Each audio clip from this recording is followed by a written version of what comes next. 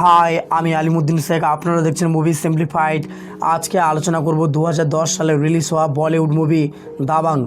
সিনেমাটা ডিরেক্ট করেছে অনুরাগ কাশ্যপের ভাই অভিনব কাশ্যপ। এই সিনেমার স্টোরিও লিখেছেন অভিনব কাশ্যপ এবং দিলীপ শুক্লা। এটা ছিল অভিনব কাশ্যপের debut movie as a director. সিনেমার গল্প যদি একটু ছোট করে বলি, চুলবুল পান্ডে ও মাক্কি পান্ডে দু ভাই। চুলবুল পান্ডে একজন পুলিশ অফিসার, মাক্কি পান্ডে তার বাবার সাথে ফ্যাক্টরিতে থাকে। চুলবুল পান্ডে প্রজাপতি পান্ডের সৎ ছেলে হয়। প্রজাপতি পান্ডের সাথে চুলবুল পান্ডের খুব একটা বনে না, তাদের মধ্যে সবসময় একটা চাপা দ্বন্দ্ব লেগে থাকে। কিন্তু চুলবুল পান্ডের নিজস্ব মা নয়নী দেবী চুলবুল পান্ডেকে খুব ভালোবাসে। চুলবুল পান্ডে ও তার মাকে খুব ভালোবাসে, যার ফলে সে তার মায়ের কথায় তার সৎ বাবা ও ভাইয়ের সাথে মানিয়ে চলতো। কিন্তু হঠাৎ একদিন তার মা মারা যায় এবং চুলবুল পান্ডের সৎ বাবা প্রজাপতি পান্ডে তাকে তাদের পরিবার থেকে বের করে দেয়।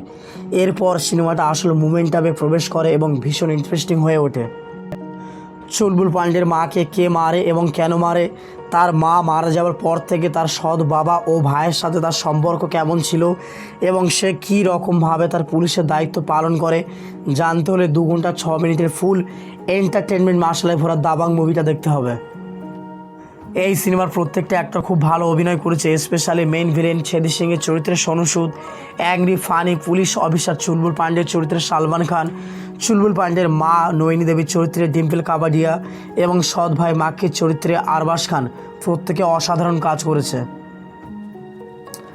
একটা মাসালা ছবিতে যা যা এলিমেন্টস থাকে তার প্রত্যেকটা এই মুভিতে আছে। আই থিঙ্ক এটা বলিউডের ফার্স্ট ফুল ফ্লেজ মাসালা মুভি উইথ গুড স্টোরি, যার মধ্যে মা ছেলে ও বাবার মধ্যে relationship dynamics, political angle, gang mafia, জবরদস্ত item song, perfect background score এবং সর্বোপরি এই সিনেমার মধ্যে একটা গ্রাউন্ড রুটের ব্যাপার আছে।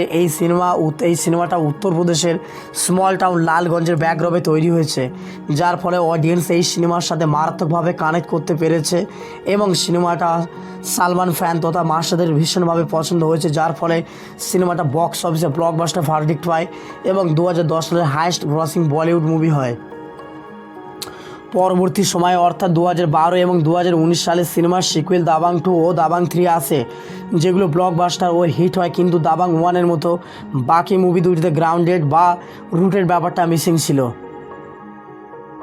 আপনাদের দাবাং 2 এবং দাবাং 3 এই 3টে মুভির মধ্যে কোনটা সবথেকে ভালো লেগেছে কমেন্ট করে জানাতে পারেন। Thanks for watching. দেখা হবে পরের ভিডিওতে।